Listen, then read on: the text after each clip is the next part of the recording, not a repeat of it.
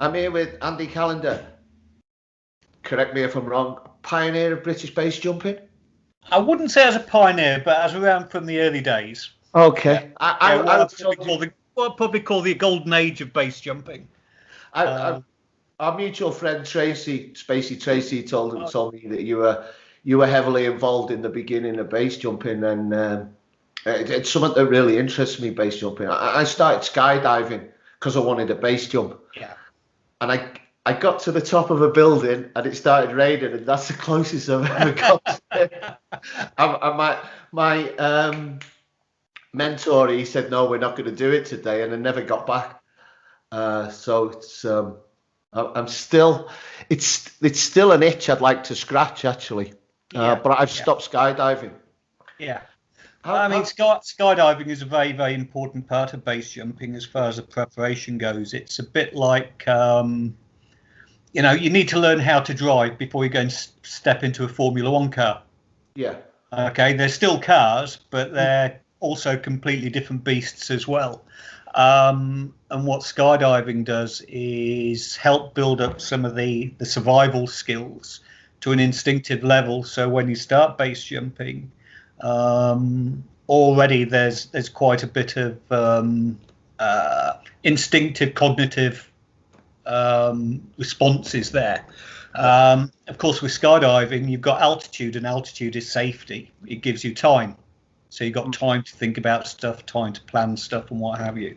But again, with a base jump, because of generally the much lower altitudes, you haven't got the time for the thought process. Mm-hmm. So if something happens, if your canopy opens and it's facing the building rather than the correct way around, which does happen, you need to be able to take the appropriate action very, very quickly. How do you get out of that? Out of interest? Well, I know that canopy flies very much like an aircraft wing. Yeah. And you pack it in such a way that you're trying to give yourself the best opportunity to have what we call an on-heading opening. Mm-hmm. So it's basically opening wherever you're facing and flying away from the object. However, there's a number of factors which can create an off-heading, what we call an off-heading opening. Yep. And that can be maybe just 15 or 20 degrees off-heading, could be 90. But the worst case scenario generally is 180 degree off-heading opening. Uh-huh. So it's actually, because when material hits the air, it's quite a random thing. Okay. Sometimes it, does its own thing. And when you've got a solid object like a building or a cliff or something, it's paramount that you turn as quick as you can, because it's inevitable that you're going to hit the ground. But what you don't want to do is hit the object before you hit the ground. So coming back to your question there, with an aircraft wing, it's basically you have toggles. Yep. And you have risers where the canopy is attached. Basically, whichever way you want to turn, so pull right, you turn right, pull left, you turn left. But it's realizing in a situation like that, and again with a lot of other situations which can occur in base jumping, where your main gear for survival is between recognizing what's actually gone wrong and taking the appropriate action as quick as possible. Yeah. And like I say, if you take time to think, like I think for your side, you're involved in martial arts and sort of stuff like that. Yeah. I dabble in that now. I'm getting a bit old for it, but I still try. But when someone throws a punch at you, you've got it's the instinctive, it's the reaction, and as long as you take the appropriate action, one, avoid getting hit, and also counter to that as well. So you can bring the situation to a successful conclusion. In one sense, the same with base jumping. And normally when we talk about people starting to skydive, we try and recommend at least a minimum of 200 skydives before they actually start base jumping. Back in my day when I started, we were still working stuff out, so we didn't really know. But what we've seen over time is it takes a good couple of hundred jumps for those skills to start to embed subconsciously. And often now, we get people very much who want to run before they can walk, and people trying to get into the sport before they're really ready. They think they're ready, Yeah. but from an observer's perspective, they're not. And that's been one of the major changes in base jumping from when I started. Was pre-internet, pre-mobile phones. It was very much word of mouth. It was a very, very small community, and the whole nature of that base jumping at that time was very, very covert. So no real films, no cameras, nothing like that. You go out, you do some jumps, you come back, and it was just the group that knew about it. It's like being a kid, being naughty, but getting away with it. I can imagine how exciting it was, just like the planning and then the execution, especially if you're jumping off buildings in cities. Very, very much, and that was part of it. Some of these jumps took months and months to plan, evaluate, and also waiting for the right weather conditions and things like that. And really, the jump was just the icing on the cake. But if you imagine actually having to get into somewhere and sneak about and everything, and that was the whole sort of fun. Nowadays, that is still a big part of it for a lot of people, but with the advent of the internet, with GoPros and action cams and things like that, it's generally, not 100%, but it's a different type of person that's getting into base jumping. When I started, I stumbled into it, basically, because my skydiving instructor at the time was one of the very first base jumpers in the UK, period. And it's just, I stumbled on it. So did you start going with him? Pardon? Did he introduce you to base? No, I mean, at that time, again, because we didn't have the internet or anything, information was crossed across the ocean between America and the UK by a series of publications. And these were just like photocopied pieces of paper stapled together with photographs, articles, things that people had written. There's a guy in the UK who used to do a UK magazine called Jump. Yeah. And we'd put all our, if we'd worked out a new way of packing or a new way of doing something, we'd write an article about it. And there's also a couple of magazines in America, things like Baselines Magazine, Fixed Object Journal, and a few others. And these used to cross over via old snail mail. So this is how we kept up with what we're doing. The occasional phone call, but if you imagine, as you probably remember, an overseas phone call, you had to actually book ahead, and it used to cost a fortune. You'd have to call the operator and everything like that. So that was an added sort of difficulty in the sort of passage of information. So that's where the internet's really helped now. I suppose it's both, isn't it? It's helped and it's a double-edged sword. Because, like I say, the people getting to base jumping at that time we were still very much pioneering. We were working out how to do stuff, and it took a very critical mindset to actually really, really sort of get in there and work things out and sort of progress and hopefully do things safely. Whereas everything now, it's all done. You've got gear which is specifically made, all the packing's worked out, methods of deployment, the manufacture of the gear and everything. It's all done. Yeah. Okay, so now, we still get some of the old school mindset as I start to come in, but there's also this thing is people just want to do it so they can post videos and photographs on social media.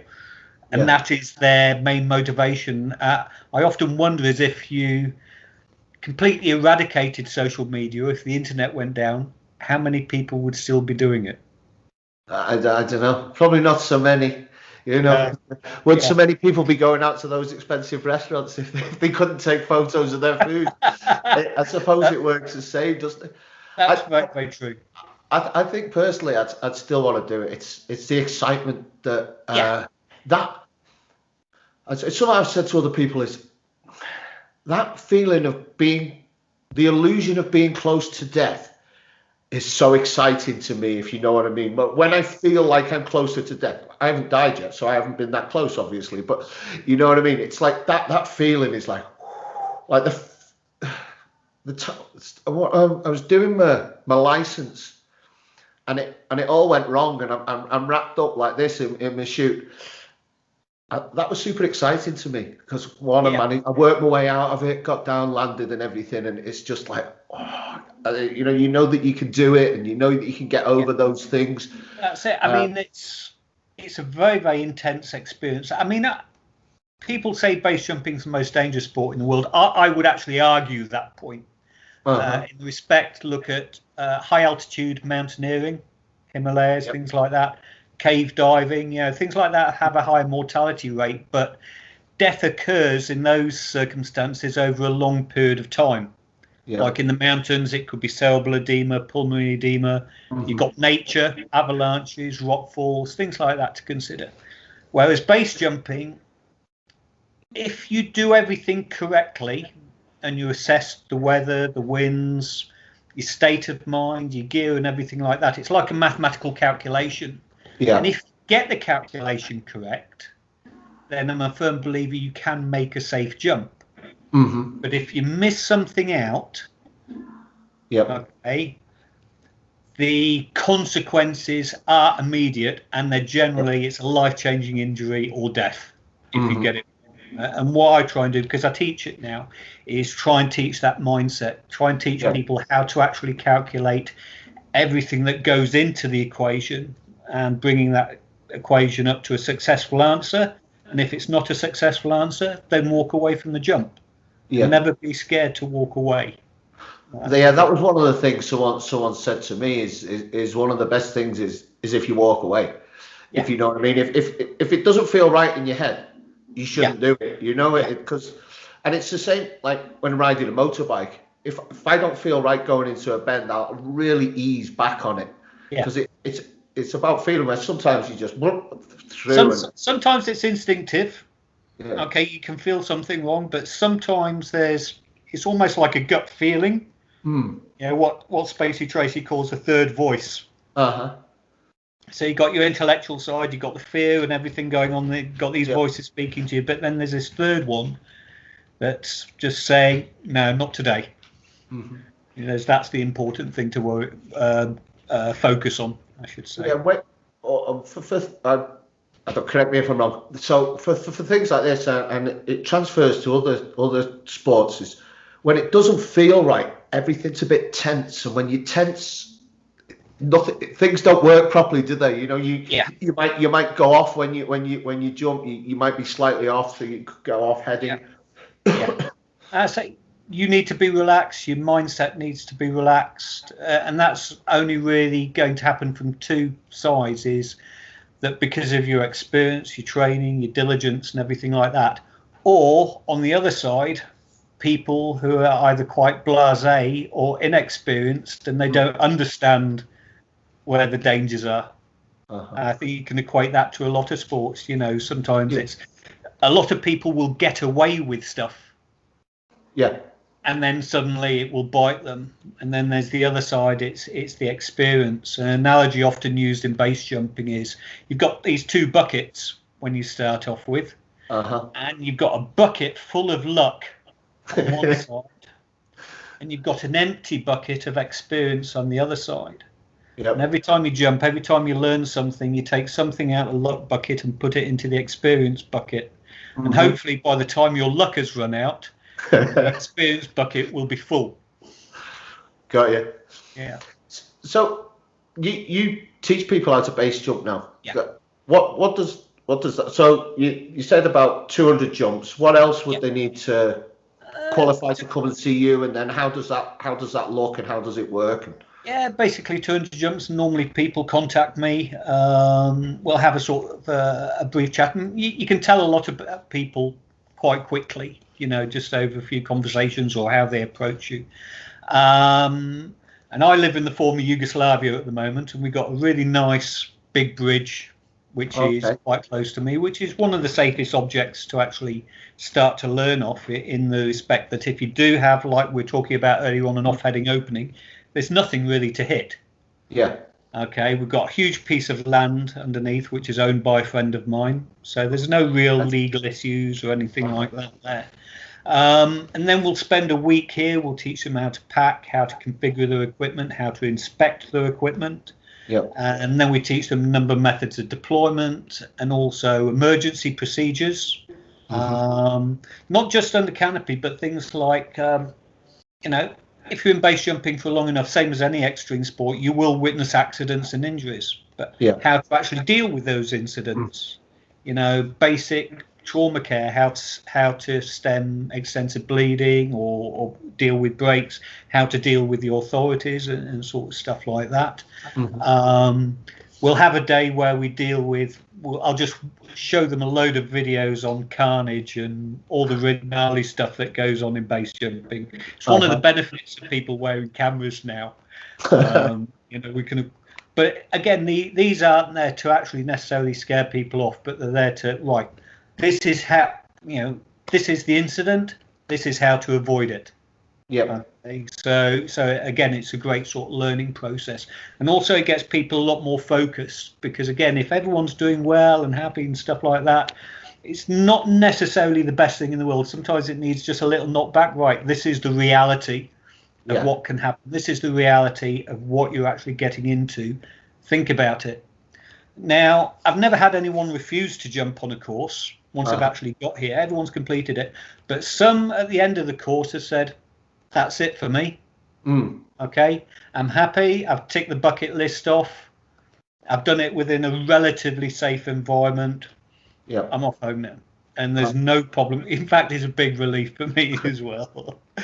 In one sense, if you're teaching someone to jump, then you have to bear some of the responsibility of everything that happens to that person within that sport for the rest of their jumping career. You've been part of that process. So I have to make sure I get my job right, and also hopefully keeping an eye on them so they can continue and progress in the future. Yeah, especially in base jumping, being a mentor is quite a responsibility, isn't it? It is. And this is something else. It's some people really don't. Some people want to, or there are a few people out there who just want to be known as a mentor, gives them kudos, feeds the ego. Where a good mentor is almost like a reluctant mentor. It's someone you would have to badger and that's what I had to do. Basically, that's the good ones, and also a good mentor will keep you from going too fast. They will always keep you slower than your actual pace you want to go at. And again, that's part of the learning process as well, which is very important for long-term survival. Yeah, a guy you probably know, Yuka, he lives in Thailand. He's like, no, I don't want to do that, thanks. I understand it. It was not a problem. He repacked my rig for me because I bought a base rig, and he packed that. I've never seen anyone pack so neat in my life. It was just beautiful watching him do it. It's so precise everywhere. It's like, wow, this is a level way above what I am. It was really nice to watch. It takes time. It's being diligent with what you're doing, and it's also peace of mind as well. If you've done the neatest job you can, you've done all the preparation, then it gives you peace of mind when you actually stood on the exit point. So you can think purely about the jump rather than, did I pack this right? Did I do that right? It's, the exit itself is probably, people have different motivations. People pick on different things within a base jump, as in what attracts them to it. For me, it was actually just stood on the exit, just going past that point of no return. Yeah, I understand. Now, some people talk about, adrenaline and being a big buzz and stuff. That wasn't it. You still feel it, but that wasn't the focus. It was that clarity in there, because your mind wasn't thinking about your mortgage, your bills. It wasn't thinking about stuff in the past. It was purely focused on that moment, and that's when everything just goes very, very quiet.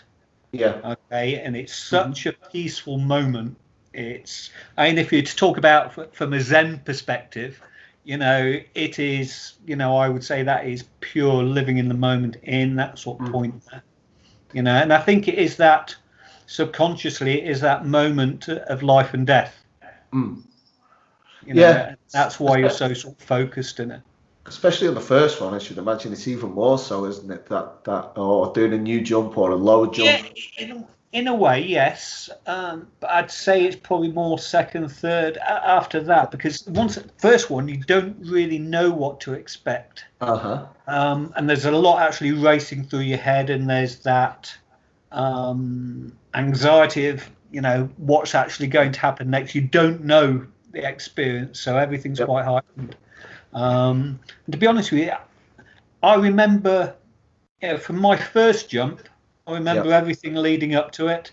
I remember everything after I landed, but there's this gap in between. I think it's really just that sensory overload that sort of overwhelms you in the middle. My first jump was a 220-foot block of flats in the Isle of Dogs in London.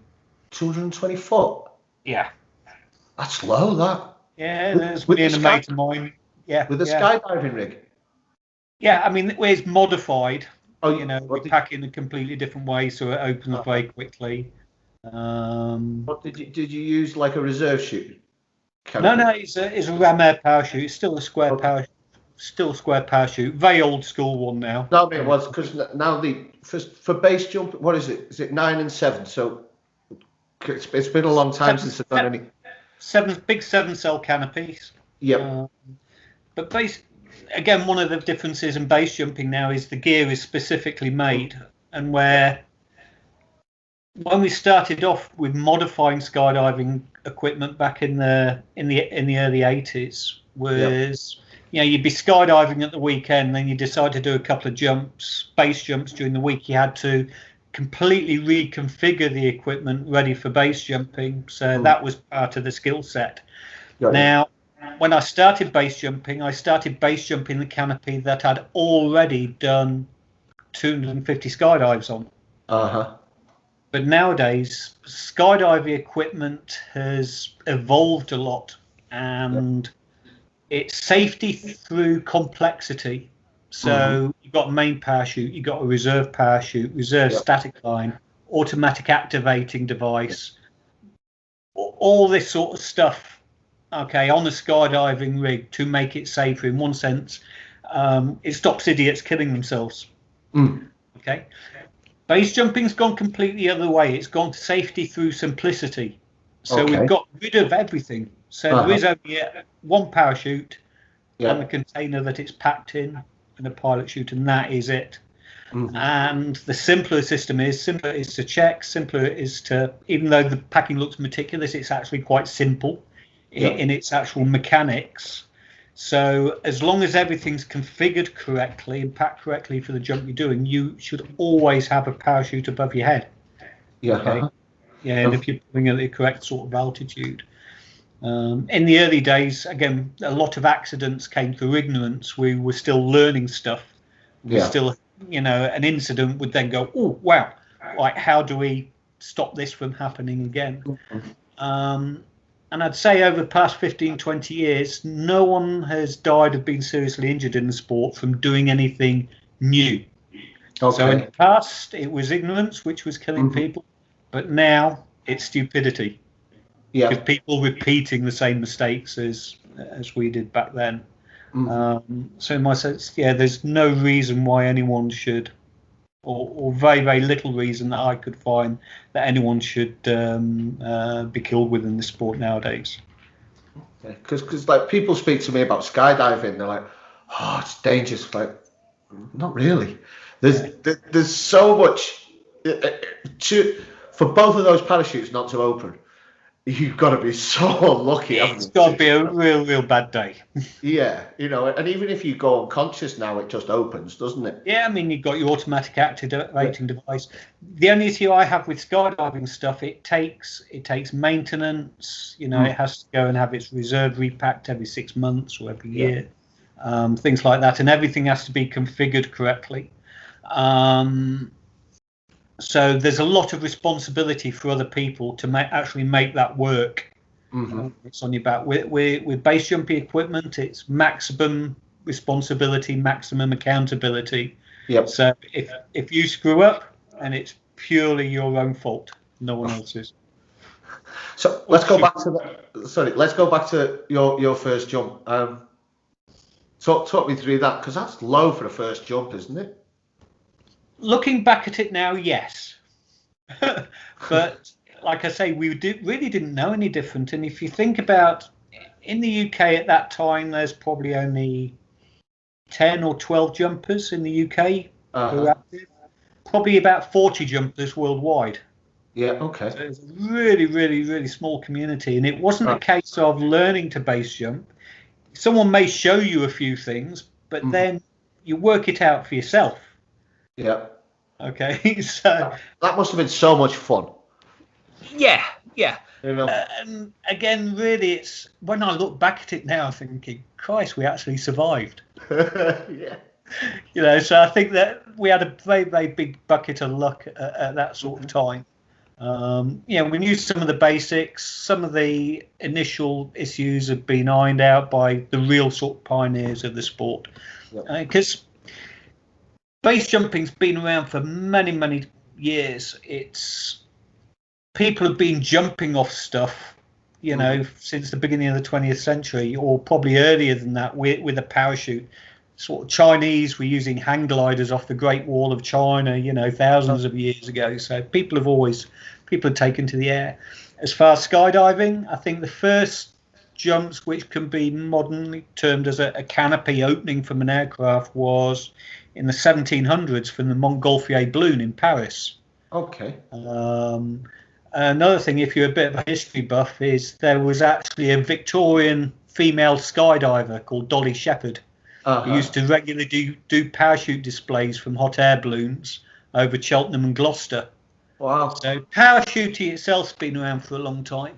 And people have been jumping off stuff. There's a guy called Major Ord Lees during the First World War. He developed a parachute for the balloon observers, you know, in the helium balloons over the trenches and everything.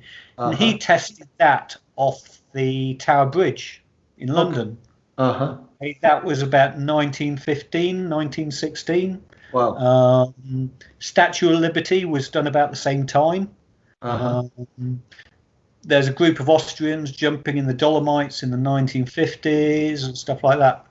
Anyway, there's a guy called Carl Banish in the 70s, quite a prolific skydiving cameraman. He did all the film work on an old black and white film called The Gypsy Moths, which is quite a famous film. Did all the skydiving stuff on there and the early wingsuit stuff.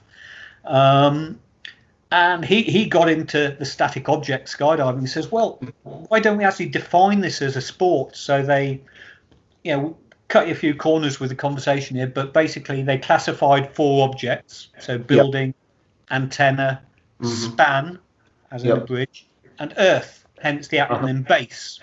And Carl quite liked this because also the word base in the dictionary means a low and dirty act.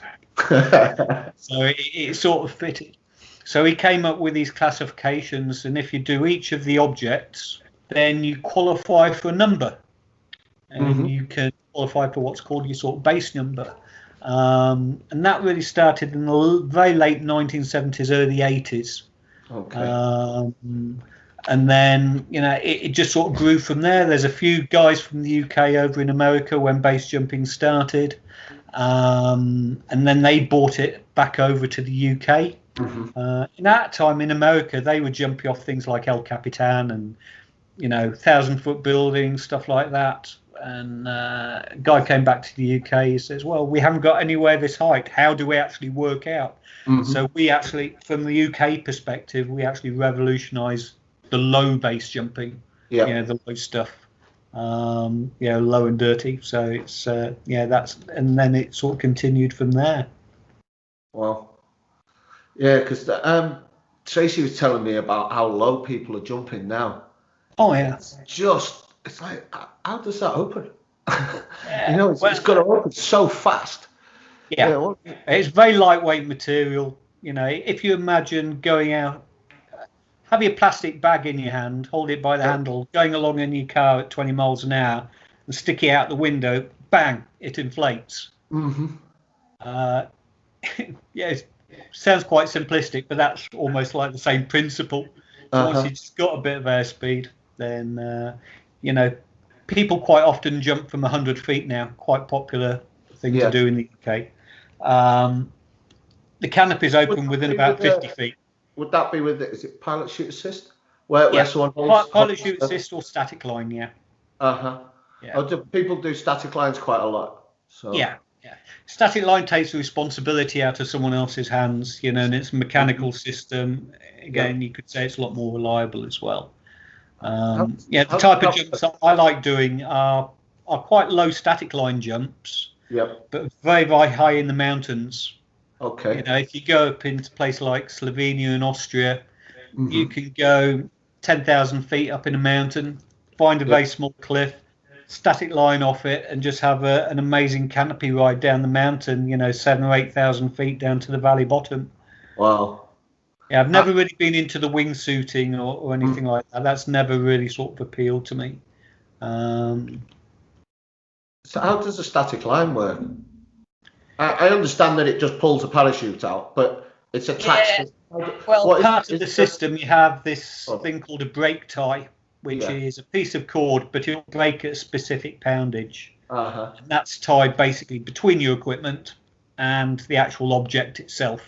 Got you. Okay, so as you fall off, your body weight, it falls off. It has enough strength to actually open the container, take the full canopy out to line stretch. But as soon as your body weight comes on, that piece snaps. So it releases you from the object then. Oh, radio. Yeah, that's a lot easier way, isn't it? And it's not an expensive piece of kit that you need to leave, is it? No, that's it. Yeah, so, it costs a few pence. Yeah. So what's the lowest jump you've done? Lowest jump I've done is probably about 100 feet. Oh, how does that feel? And how quick's that? Very, very quick. But again, it wasn't like saying sometimes it isn't the jump itself. It's sometimes actually how you're getting into a place. It's the whole picture. Got you. And sometimes, in some cases, the jump is just a means of escape. So was that one of those ones where you had to find your way into a building and go off the building? Well, done quite a few like that. I mean, one jump I didn't specifically do myself, but I did all the planning for, and I actually did the pilot chute assist for the guy, was the inside of St Paul's Cathedral off the Whispering Gallery, which was 105 feet. I think I remember seeing something about that. Yeah, I mean, it made the newspapers. Again, because it wasn't something which is generally known about. And there's a professional photographer there just to take a few photographs, and that was it. Again, this was really pre-internet days. That actually went off. That was 1990, I think. How difficult was it to get in to do that? It was, in one sense, it was relatively easy, much easier than it is today because of all the situation in the world, with all the security checks and also things like litigation. If you get injured doing something, then you could potentially sue the building owners as well. But that was really a case of remaining undetected till the last moment, getting the gear on when everyone sort of disappeared, and then getting onto the exit point, jumping. And it's one of these jumps that sometimes you have to weigh at risk reward, because the landing areas within the middle of the cathedral with lots of pews and granite slabs and from the floors and everything like that, the potential of injury was quite high. So we also had one of our friends who was on the ground, who was used to play rugby for the Harlequins, big rugby player. And the idea is, if my friend had bust his legs, he was just going to pick him up, put his arm on his shoulders, and run with him. Because again, we weren't really sure about the legalities or anything like this at that time. And outside, we had another friend of ours in one of the old famous Cosworth 4x4s. Ours Cosworths, and he's a professional rallycross driver, so he was our sort of getaway out of London. And again, this was before the security and sort of everything like that, but we weren't really sort of sure.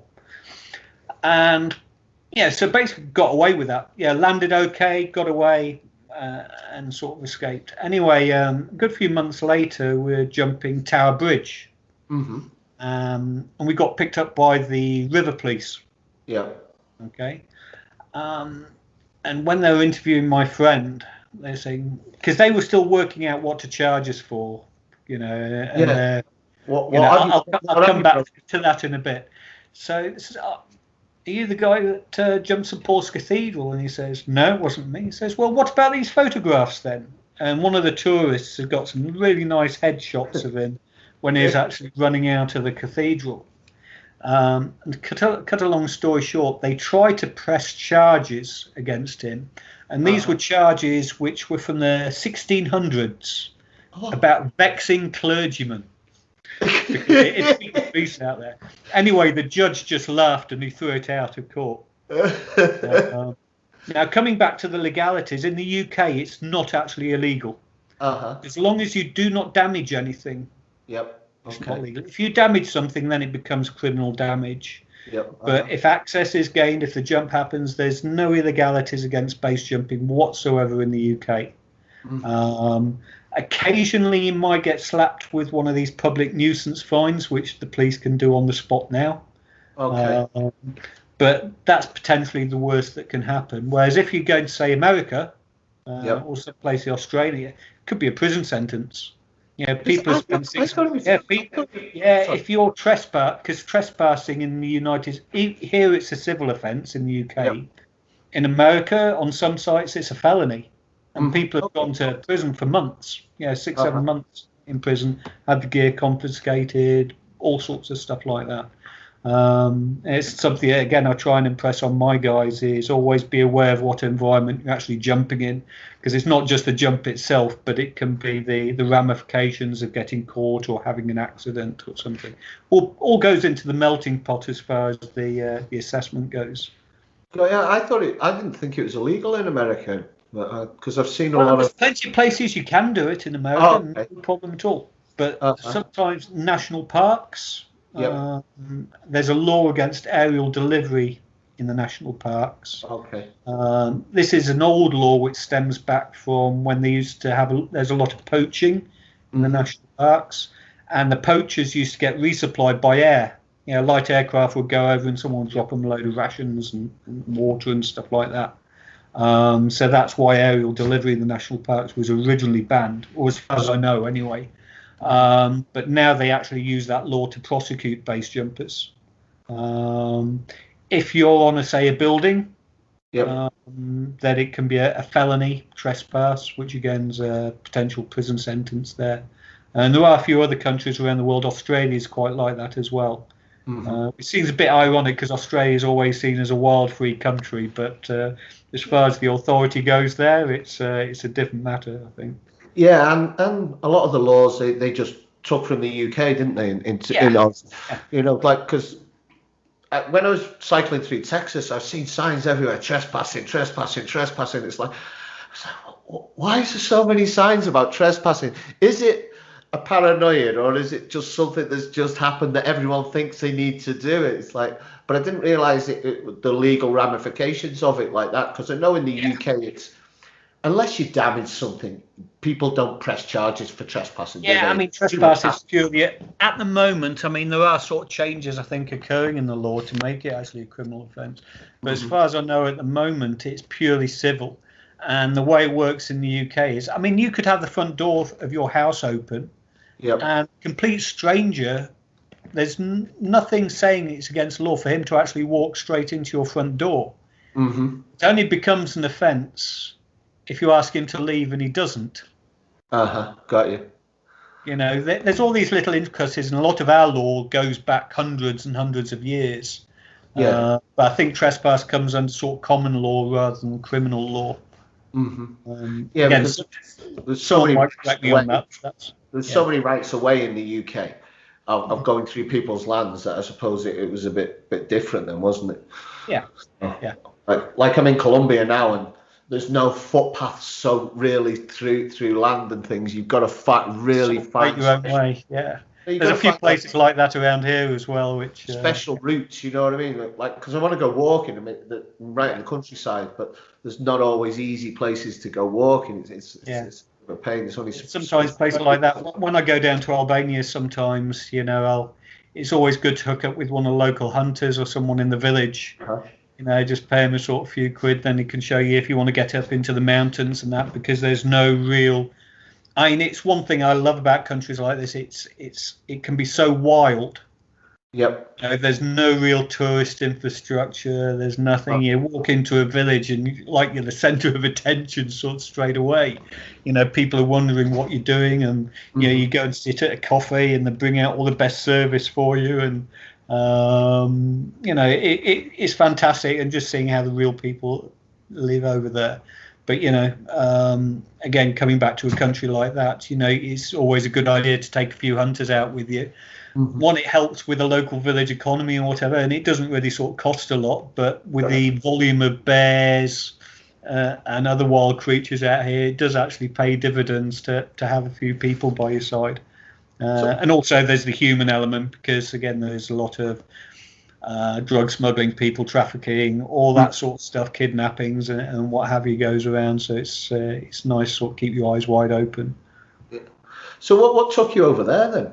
So what took you to Croatia? You're in?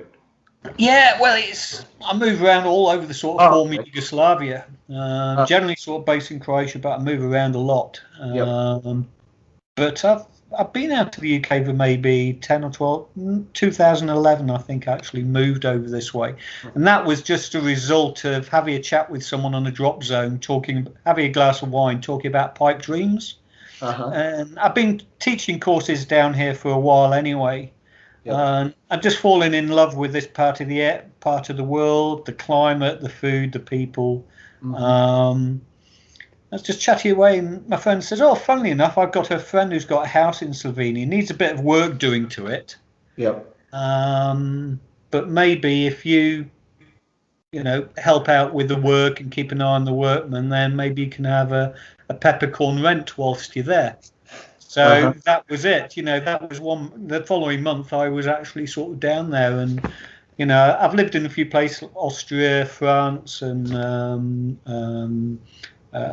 you know, sort of moved around sort of bit, but I've really sort of stuck at home here in the former Yugoslavia, in the Balkans, as it were. Yeah, absolutely amazing place, and very, very diverse. With culture, with people, with temperature, you know, just from one side of the country to the other. And another thing I love is just the ability to travel. You know, I can get on a summer's day here, I can be sunning myself down on the beach or going for a walk around the olive groves. And in about 4.5 hours travel to the north, I can be skiing in Austria on one of the high glaciers. You know, I could potentially do that all in a day. Wow. You know, I still love England. I still like going back to sort of visit occasionally. But I find this a lot more sort of fulfilling here. Like I normally live in Thailand, and that's one thing I miss about Thailand is it's a bit hot at times, if anything. But was it last year before I went snowboarding for the first time in 11 years, and it was like, oh, I miss this. You know, it was really cool to be back on the slopes. And my friends now, he's just started snowboarding in America, and he's like telling me about it all the time, and he learned. It's like, oh, I really want to get back to that. You know, I want to get back, especially in the US. I don't know if you skied in the US. No. It's like there's more space there. Yeah, that's one thing that's really nice about being in the US is in the week no one goes, so it's empty. Right. You know, whereas you've been to France and Austria and things, and you're queuing for the lift all week. You've got if you're not on the first lift, then it's a nightmare. I worked in Chamonix for a year, and it's similar in when I lived in Innsbruck as well. You know, it's so packed. Which is great in a way, but it is packed literally every day of the week. There is no quiet time. So, you ski? I ski a little bit, ski touring more than anything. You know, I do like to get up in the mountains. And again, it is just that not wanting to sound antisocial, but I do like my own space. I do like to sort of get away from everywhere, and it's keeping. I guess that's what's driven me to, in a sense, to this type of lifestyle. You know, it's quite sort of nomadic, quite isolated, and the only people I interact with really are the people that I would choose to interact with. You know, friends, family, stuff like that, and everyone else is like you know, it's a completely separate world. But, yeah, I sort of like the anonymity in a way of being away from the UK and being in a country where I can't speak the language, I suppose. Yeah. It's just quite nice at the moment because it means that I don't have to listen to the news, which is a real benefit of this. Yeah, very much.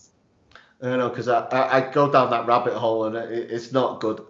Yeah. So one thing I noticed that you're out a lot with the dog.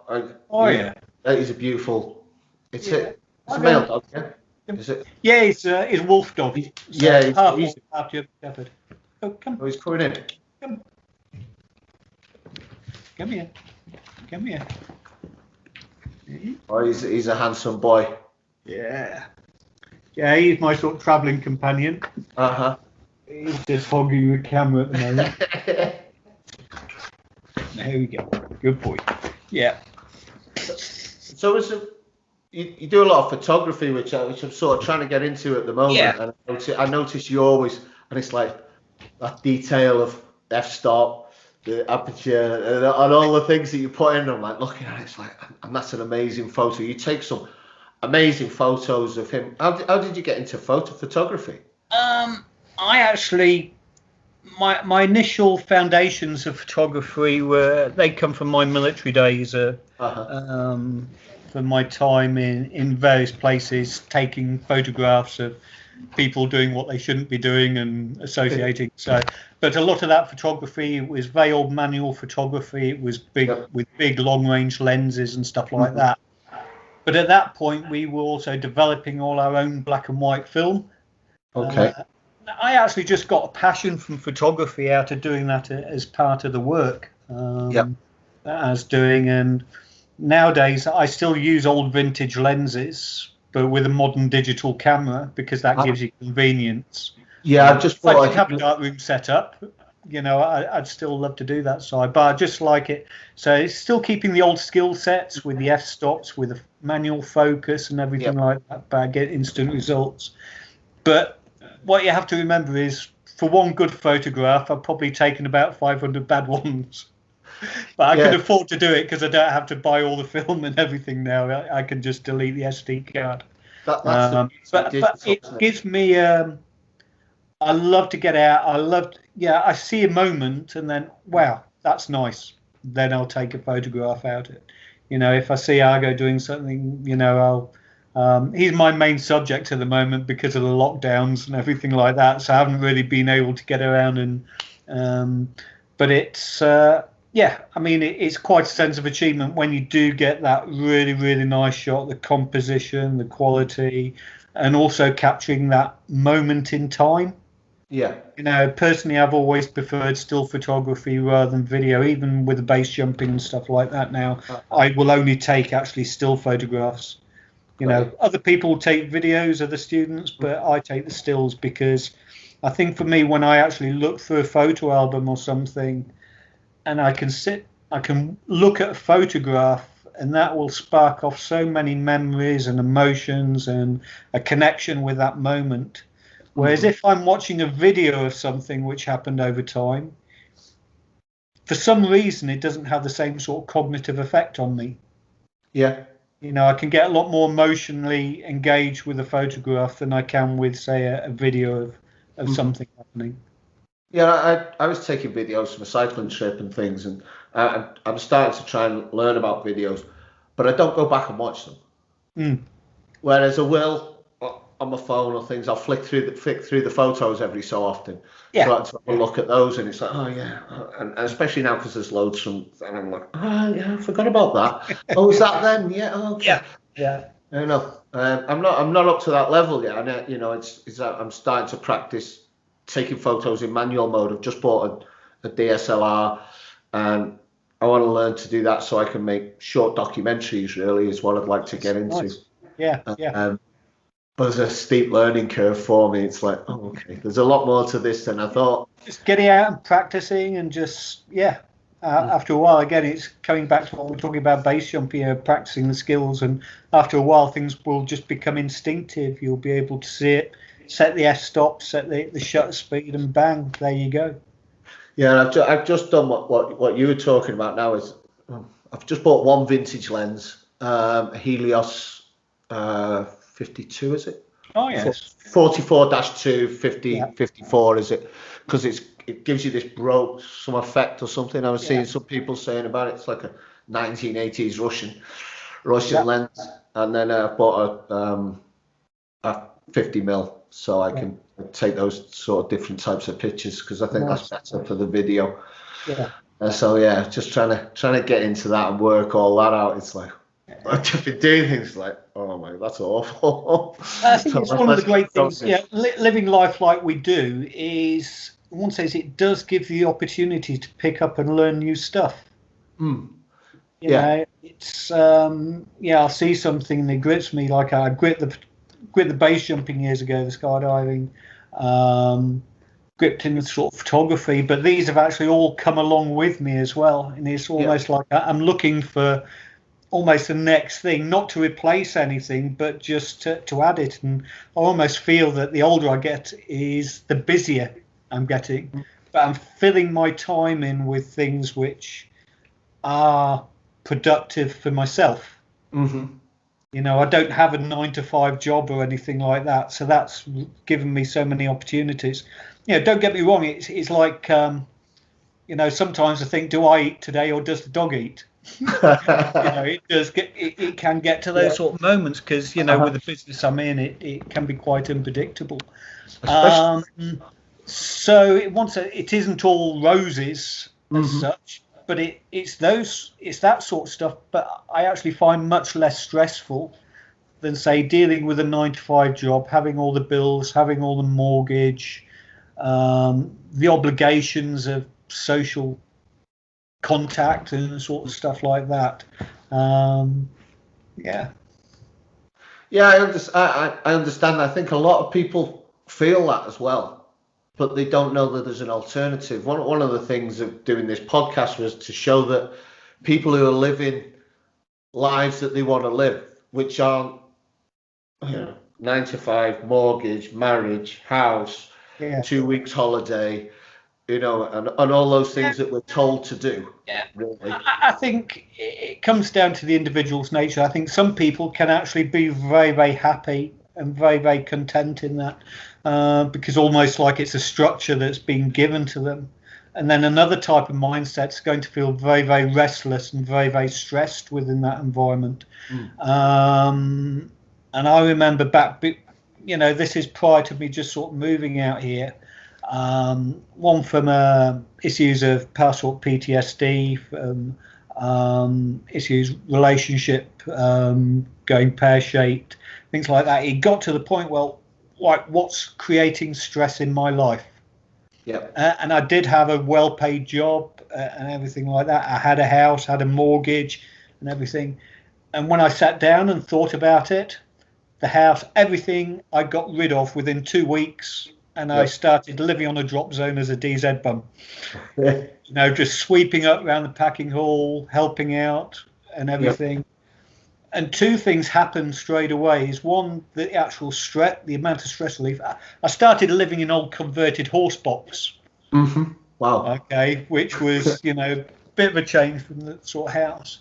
But a couple of things, and I was earning literally peppercorn wage every weekend, but suddenly I had so much freedom, so much less stress, and funnily enough, I had more disposable income, even though I was earning only probably a tenth as I was before. As far as my spending power to go out and start to do the things that I wanted to do, I had so much more. I think in one sense, time is the most important currency that we have, because it's finite, it's very, very sort of limited. You know, financially, things can go up and down, relationships, friendships, everything can sort of change. But as far as time goes, and none of us really know when the end date's going to be. So I find myself, the older I'm getting, the more I'm actually starting to try and cram in. But cram in on my own terms. We're on a very similar sort of path, actually. About the same time, I done a similar thing. Just left the UK, went to Thailand to start learning to teach, where I've been training before, you know. And I had moderately well-paid job in the UK, house, mortgage, etc. Disposable income almost zero because of the debts that occurred from that you have when you know. And I feel that when I go back to the UK, that need that everybody has for the new car, this house, this new kitchen, the bigger TV. Whereas I don't feel that when I'm abroad, which ties in with what you're saying about that reduced stress. And rich for me isn't financial anymore, if you know what I mean. Yeah, very much. Is what I have in my life. I've got enough just to see me through with the basics. Mm-hmm. I've still got a place which I get for a peppercorn rent, but electricity, water, food for the wolf. And I find I'm very happy as long as I've got a full tank of fuel each month. Yep. And enough to eat, then I'm happy. Mm-hmm. I can travel, I can survive, I can go see stuff. The photography is not costing me anything. I've got all the gear, but now I can go off, and it gives us reasons to be in places and do stuff. Or if I want to take off jumping for a bit, and coming back and bringing the base jump into it. Again, a danger I see a lot of people getting into now is they see it as the be all and end all of their life. And everything in their life is defined by the base jumping. Yeah, in one sense, I can see it because of the passion, and it was like that for early in my age. But nowadays, base jumping is only part of what I do. Yeah. I like wandering in the mountains. I like climbing. I like doing this bit of ski touring in the winter. I like wandering around with Argo. I like meetings up with certain people and teaching as well in a variety of sort of things. So it's just part of the whole mixture at the moment. Yeah, similar to you actually on that. My identity isn't my job. My identity isn't where I'm from. I'm just Russ, and that's that. Not I'm Russ the teacher. I'm Russ the base jumper, let's say, or whatever. Or it's I don't want to be defined by that. And I don't know. There's certain freedom in that as well. I feel that we don't have anything to live up to. We can just be what we want to be and do what we want to do. And there's a lot of times I'll talk about projects that I want to do, and they don't come to fruition. But I don't really care. I'm not bothered about putting it out there, if you know what I mean. I'd like how much value you actually attach to things. I find it a lot easier. You come up for plans and stuff, and you can engage in it passionately and everything. If it doesn't work out, don't worry about it. Oh no! Find another route. Don't dwell on that. Never even look at it as a failure, because again, part of the learning process and engaging something, you might learn something which helps you in something else. Yeah. There's positives even out of the darkest situations. Sometimes, will lead you to something really, really light and inspiring.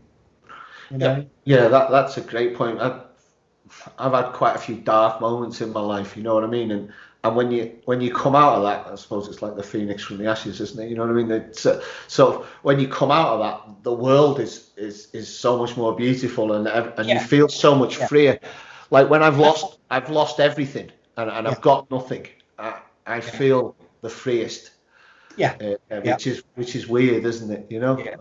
Very, very much. And I guess you have to be there to actually experience it, to actually understand that, because often I get how do you survive like this? It's sometimes the questions, or some people say, I'm really sort of envious of actually how you live your life. How do you actually do it?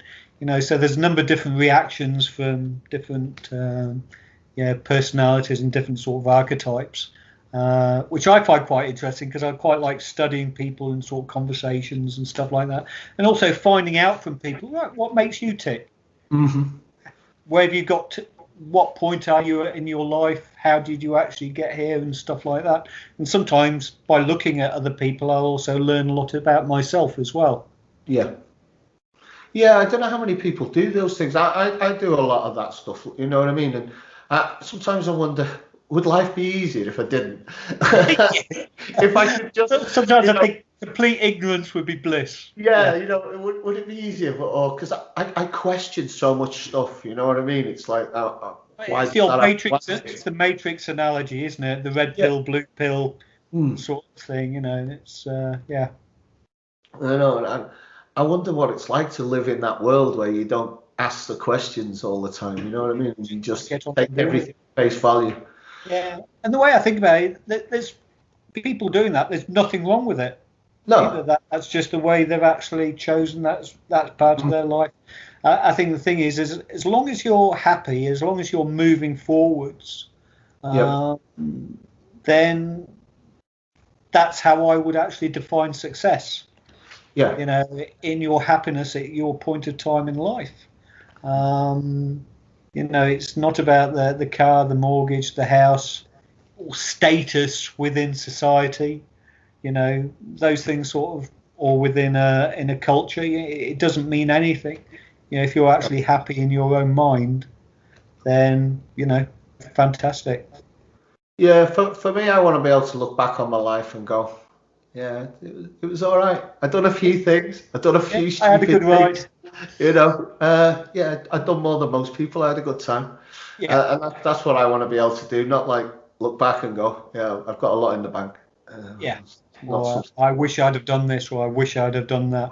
That's got to be the worst thing, hasn't it? Yeah, Why did I work all that time? There's a book I keep meaning to read about a nurse in Australia who interviewed people just before they died. She was in yeah, the yeah, ward where people were going to die, and she wrote all that into a book about I think it's the 9 things that they regret the most. And not one of them said that they wish they'd worked more. yeah, You know, it was all about spending more time with family, doing more things, having more experiences. And it's all that way. It's for me. When I was cycling around and I'm on my own, and people, oh, it's dangerous. Well, it's like, well, I'd rather have scars and stories than not. Or I'd yeah, rather die doing this than yeah, die in bed. yeah. It's like, it's for me.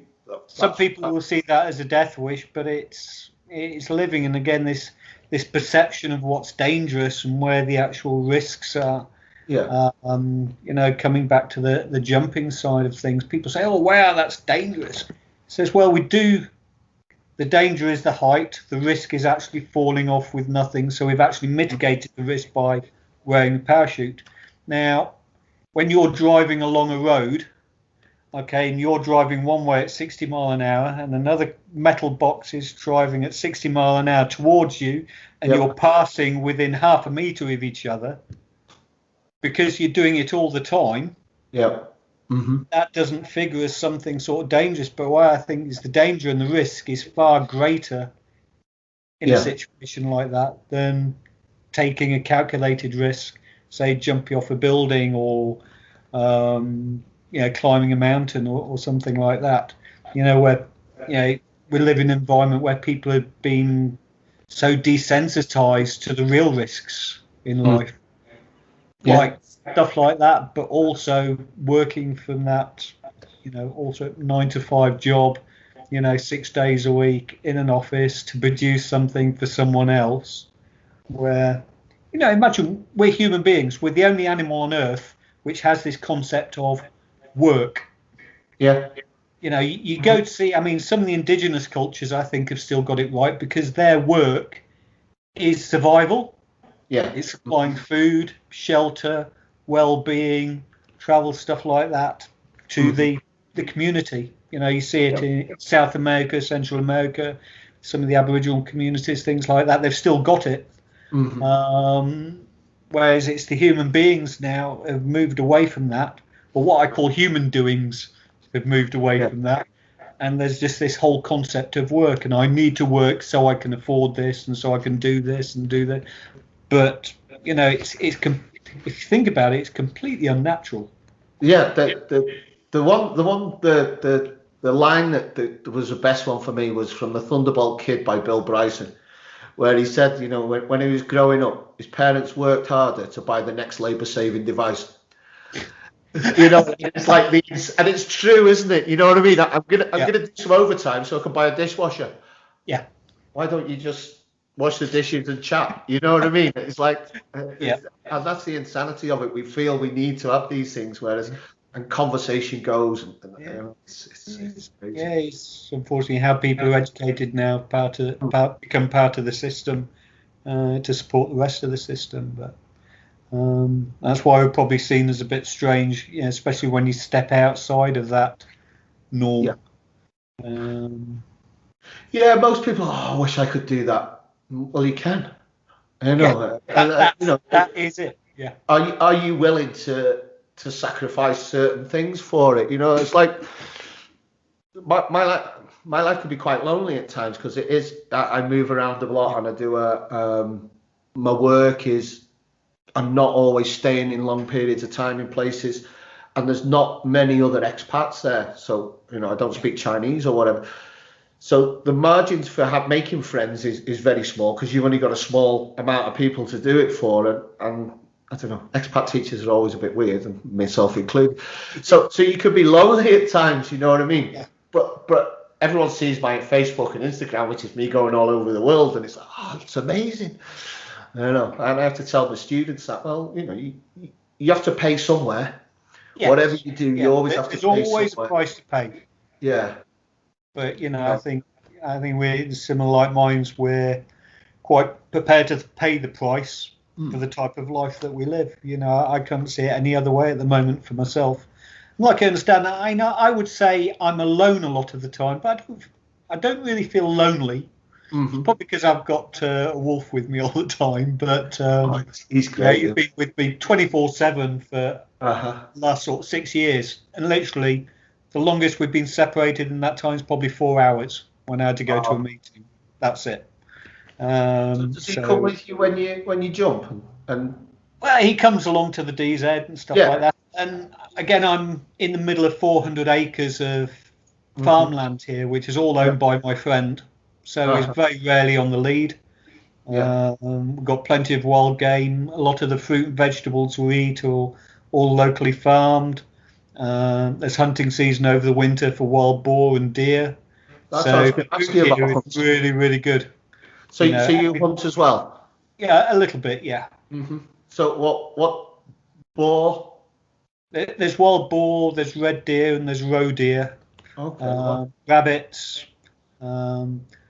Argo makes breakfast out of the field mice in the spring when things start to warm up, and he's had a few rabbits. And the local hunters around here, because there's a number of people who are actually within the village I am. There's probably only about 5 or 6 households here, but majority of the guys are over the winter period are professional hunters. Okay. Yeah, they'll go out and hunt deer and wild boar literally every weekend. That's so healthy for you, real meat. Yeah. No antibiotics. Yeah, and it's all the vegetables are seasonal. We've just had the asparagus start coming up soon, so it's asparagus season and spinach. So I'll be getting lots of. There's a neighbour about 5 miles away got a load of chickens, so I'll get sort of all the eggs. So it'll be sort of asparagus omelettes in the morning, and so it's and I found the health difference actually incredible. Since moving away from the UK and having almost everyone eats here quite organically anyway, because any locally grown produce, it's against the law to use any pesticides or additives. Really? Wow. Anything that you get which is from local farms, and that is quite natural. So this is a thing that I sort of broach the subject a bit, but it doesn't really go anywhere because people don't want to hear it. What's it been like for people with COVID around where you are? Because I believe that it's actually been really, really relaxed. Croatia as a whole? No, I mean if if governments, let's say, care about your health as much as they're saying they do, they take all the crap out the food chain, and then people's resistance to viruses would go up anyway because we'd be better health wise. I think there's a good element to this. Pesticides, aren't they? So yeah, I think there's a good element in that. I know it's been harrowing for some people at a personal level because of relations and stuff like that. But if you imagine, again, the virus is 98.8% survival anyway. Yeah. Looking at the whole history of viruses, because of the nature of the pandemic, sort of all around the world, just thought, right, I'd research this. but not just the coronavirus, but viruses as a whole. These only really started in human communities when we ceased to be hunter-gatherers and we started to become settled in communities and farming communities. Because the numbers grew, because normally as a hunter-gatherer environment, the numbers actually quite self-sustaining. So you have a group of 20 people, and as someone gets born, someone else will die of old age or something like that. So the group size of the group never really changes. But when you've got an organised farming community with plentiful food and stuff like that, and farm food, the community starts to grow. And it's at this point within human development that viruses started to come in. Also, it's seen by a lot. Viruses are nature's way of saying, there's too many of you, you're too close together, let's have a cull. Now, that would be very, very popular if I sort of put that down there. I don't actually care. But a virus is just nature's way of just saying, right, there's too many, too close together, let's have a cull. Okay? Give everyone a sort of bit more space, the fittest survive, progress, replicate, and move on. Also, when you bring those things together, you're then putting animals together. When you've put animal husbandry and everything, you're putting animals together that aren't always together, aren't you? That's it. Yeah. There was a big thing in us because I read a book on viruses, which was quite interesting. There's one in Australia where they couldn't find out what it was, but what it was a bat in the tree went onto the horse, and then the horse spread the virus because it mutated in the horse to the human and killed the human. Yeah. Or people who were handling the bats directly never got it, so there's all those things there involved.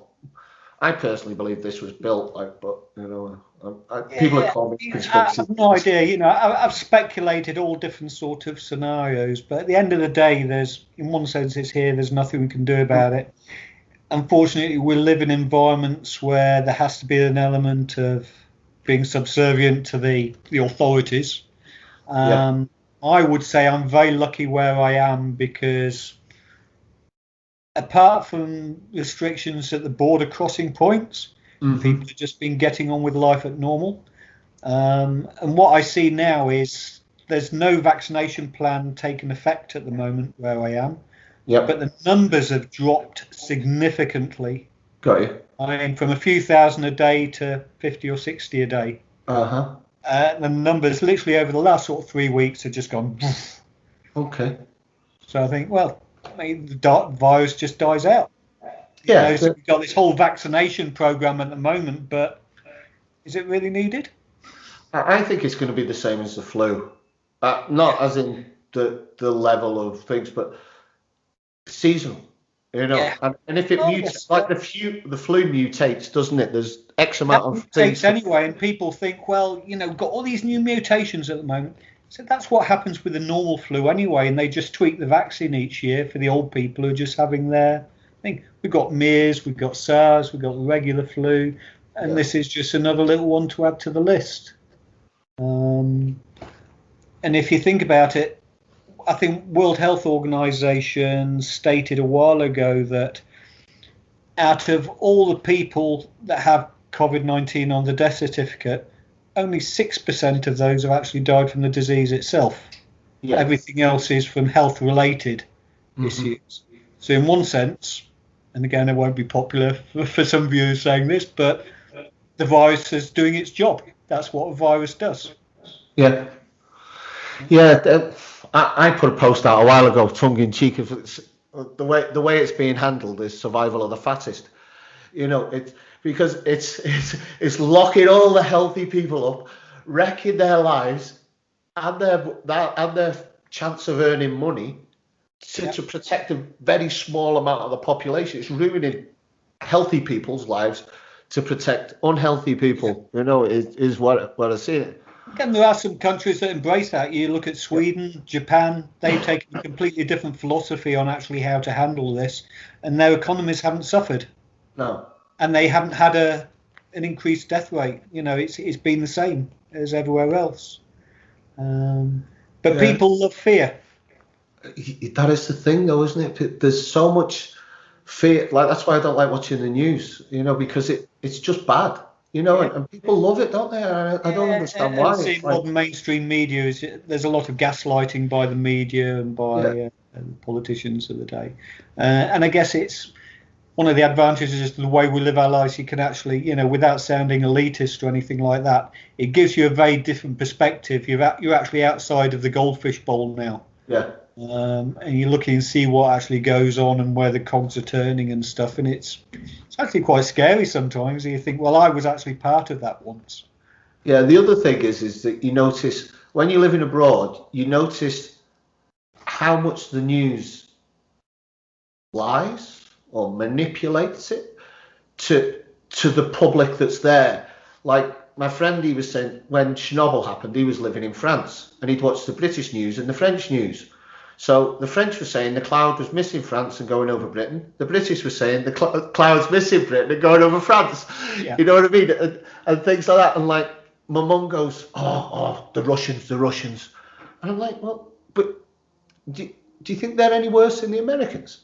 You know, and probably the Americans are the only ones who've been starting wars lately, haven't they? You know what I mean? It's like, but we've got that perception that that's bad, that's good, because of the constant stuff that we get fed, you know. And when you go through another country, you see how they report things. Like I see Thailand going on about they've nearly got a COVID vaccine, and I've got people go, oh, we've nearly got it now. Every country's saying that. You know, it's just that you're not seeing it. You know, it's funny. So, right, we've gone for an hour and a quarter, Andy. Ready to wrap it up. It's been great chatting to you, man. Likewise, Russ. You know, I really enjoy looking at your photos on Facebook. Honestly, they're wonderful. I love dogs, so that makes it even better. Yeah, I mean, I look at Facebook now as just it's free cloud storage for my photographs. So I just push them on there anyway, because, you know, if I lose all my hard copies, I've always got a copy there at least. And if other people enjoy them, then that's a big bonus for us. So thank you. I do, especially now I'm trying to get into photography. I look at it and go, you know, that's how did he do that? I was, you know, when trying to work out composition is another one, which is whether I can learn that, whether I'm artistic enough is another matter. You know, there's plenty of online. YouTube will take you through a lot. There's loads of sort of stuff on there, and then again, it's just have fun and play with it. You know, it's like anything really. Mm-hmm. Yeah. And it's once everything's sorted out and I can get to a DZ, I'm gonna start skydiving again. You've got me with an itch. Well, there's a great friend of mine was teaching out in Thailand actually recently, and I'm sure you find there's some drop zones around Colombia, and there's some good ones in South America. I know Sirishari in Thailand. I used to jump there a while ago. You'll probably know Jo Scott. She's out there, isn't she? Yeah. I knew her husband quite well. Okay. Yeah, because he was in the army, wasn't he? Yeah. So I know her quite. I think my base rig's still at her house actually. Oh, nice. Wherever that is, I haven't seen her for ages. I left it there about 5 years ago, and it's like. So yeah, at some point I'll get back there and I've got to start jumping again. I'll buy a new rig and go for it. So brilliant. Thanks very much. Fantastic. Yeah. It's been a pleasure. I really enjoyed it. All the best, and may speak to you again sometime. All right. See you later, Andy. Take care. Take care. Cheers, Russ. Bye-bye. Bye-bye.